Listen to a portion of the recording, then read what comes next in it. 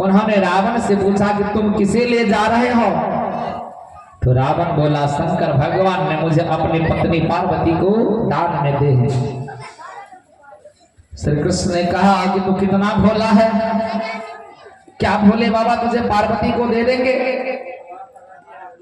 अरे असली पार्वती को वे पाताल में छिपा करके रखते हैं और ये तो पार्वती की दासी तुमको नकली पार्वती दे दी है, दासी देकर तुमको बहला दिया है। असली पार्वती के शरीर से कमल की सुगंध आती है, इसके शरीर में से क्या ऐसी सुगंध आती है? अब रावण दुविधा में पड़ गया, रावण दुविधा में पड़ गया।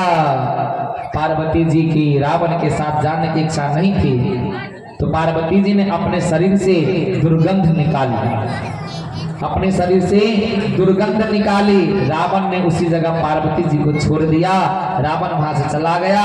बाद में प्रभु ने उसी जगह माता जी की स्थापना की। वही द्वैपायनी देवी हैं, बोलिए भक्त भगवान की। दक्ष प्रजापति अपमान करते जा रहे हैं भोले बाबा को, कहते हैं कि शिव स्वयं विचारी तथा गुणहीन है, प्रकृति के कोई भी गुण भोले बाबा में नहीं है। अपमान पर अपमान करते जा रहे हैं, अपमान पर अपमान। दक्ष प्रजापति ने कहा कि आज से किसी भी जग में दूसरे देवताओं के साथ शिव जी को आहुति नहीं दी जाएगी। प्रेम सजनों, भोले बाबा महादेव हैं, जगता पितरो वंदे पार्वती परमेश्वरो। शिव पुराण में एक कथा है, शंकर और पार्वती जी की शादी हो रही थी, शंकर और पार्वती जी की शादी हो रही थी। विवाह के समय 3 पीढ़ी का वर्णन किया जाता है कि नहीं? विवाह के समय में 3 पीढ़ी का वर्णन किया जाता है, इसे मंत्रोच्चारण कहते हैं। पंडित जी आम के पत्ता पर नाम लिखते हैं कि नहीं? भोले बाबा से कहा गया कि अपने पिता का नाम बताइए, भोले बाबा चुप रह गए। भोले बाबा से कहा गया कि अपने पिता का नाम बताइए, भोले बाबा चुप रह गए। वहां पर नारद जी ने कहा कान में जाकर के भोले बाबा से कि बोलो मेरे पिता ब्रह्मा है। पंडित जी लिख देते हैं पिता ब्रह्मा। अब पूछा कि तुम्हारे दादा कौन है? तुम्हारे दादा कौन है? तो शंकर भगवान कहते हैं लिखो मेरे दादा विष्णु है। लिखा गया दादा विष्णु। अब कहते हैं पंडित जी कि आपके परदादा कौन है? आपके परदादा कौन है? यह सुनकर भोले बाबा का ये सब क्या हो रहा है पता नहीं। यह सुनकर भोले बाबा ने कहा कि मैं ही सबका परदादा हूं, मैं ही सबका परदादा हूं। क्या? जगतः पितरो वंदे पार्वती परमेश्वरो।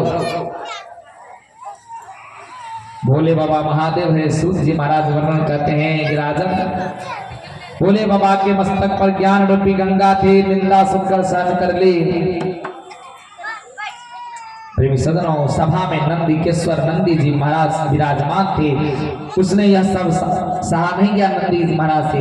नंदी जी महाराज ने दक्ष प्रजापति को 3 श्राप फटाफट 3 श्राप दे दिए।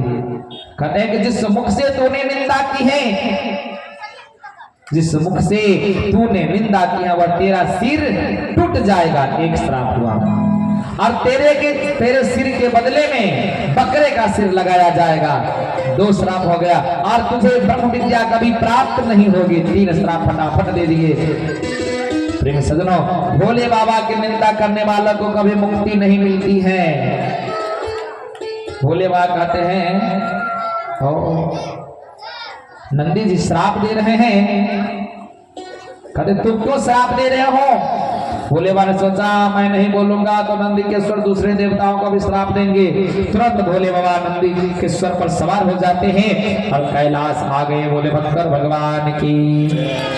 प्रेम सज्जनों, आगे चल करके इसके बाद दक्ष प्रजापति ने कनखल क्षेत्र में जग आरंभ किया। कनखल क्षेत्र में जग आरंभ किया। उसने ऐसा दुराग्रह किया, कहते हैं कि जग में विष्णु की पूजा तो करूंगा किंतु भोले बाबा की पूजा नहीं करूंगा। देवताओं ने उनसे कहा कि यह तेरा जग असफल रह जाएगा।